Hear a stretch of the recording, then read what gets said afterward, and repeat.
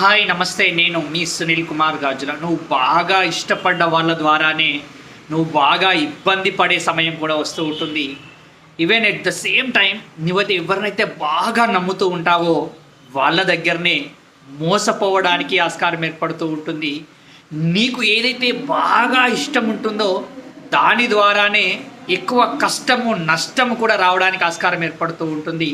కాబట్టి ఒక్క విషయాన్ని గుర్తుంచుకునే ప్రయత్నం చేయి.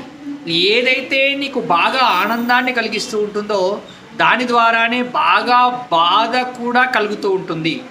ఆనందం కలిగినప్పుడు మాత్రమే అది మంచి అనుకొని, బాధ కలిగించినప్పుడు, ఇబ్బందులు వచ్చినప్పుడు, కష్టాలు వచ్చినప్పుడు, నష్టాలు వచ్చినప్పుడు అది మనది కాదు అని అనుకునే ప్రయత్నం చేయకూడదు. ఎందుకు అనంటే నీ జీవితంలో జరుగుతున్న ప్రతి ఒక్కటి కూడా నీ కోసమే, నీ మంచి కోసమే జరుగుతుంది అనే ఆలోచన దృక్పథాన్ని పెంచుకునే ప్రయత్నం చేస్తూ ఉంటేనే మనం ఈ సమయంలో అద్భుతంగా ఎదుగుతూ ముందుకెళ్ళడానికి ఆస్కారం ఏర్పడుతూ ఉంటుంది.